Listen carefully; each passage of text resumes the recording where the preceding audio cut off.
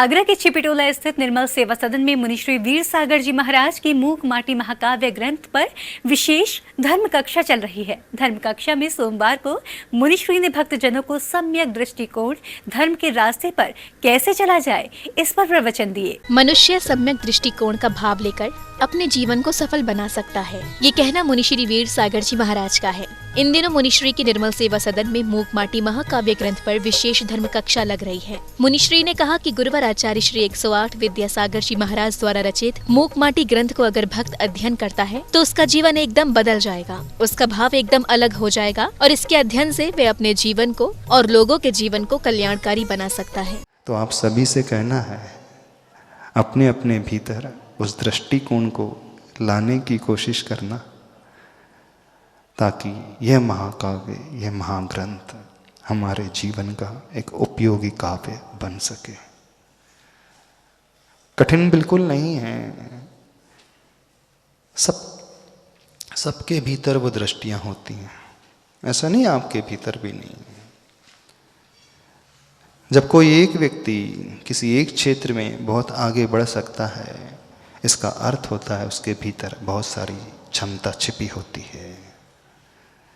जब एक फील्ड में हम वो ऊंचाइयों को छू सकता है, इसका अर्थ है उसके भीतर बहुत सारा पोटेंशियल छिपा हुआ है, बहुत सारा सामर्थ्य छिपा हुआ है।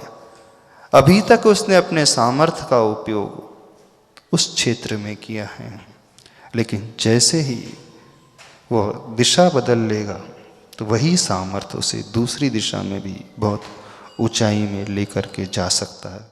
मूक माटी महाकाव्य ग्रंथ एक ऐसा धर्म ग्रंथ है जिसे गुरुवर संत शिरोमणि आचार्य श्री 108 विद्यासागर जी महाराज ने अपने त्यागमयी जीवन के दौरान मानव कल्याण का भाव लेकर रचित किया है। धर्म कक्षा में मुनिराज ने भक्तजनों से कहा कि धर्म के पथ पर हर व्यक्ति भयभीत होता है। धर्म की यात्रा काफी कठिन होती है। जीवन, धर्म और विकास की यात्रा में हमें भय को अपने अंदर से बाहर करना होगा, तभी हम धर्म प्रभावक बन सकते हैं। तो जरूरी नहीं ध्यान करने के लिए हम हाथ पर हाथ रख करके बैठे, आसन लगाएं तभी हमारा ध्यान होता है। एक वह ध्यान होता है, हम घर में बैठे हैं, आप दुकान में बैठे हो, कुछ भी कर रहे हो, लेकिन कोई भी आपको पीड़ित दिखा, आपने सोचा कि नहीं उसके दुख दूर होना चाहिए, ये भावना हो गई, अपाय विषय धर्म ध्यान हो गया। तो जो ऐसे प्रायः हमेशा ऐसी ही भावना से भरा होता है, फिर वो जो भी करेगा अच्छा ही करेगा। तो जो गुरु महाराज होते हैं, आचार्य भगवान है, वो 24 घंटा इसी भावना को भाने वाले होते हैं।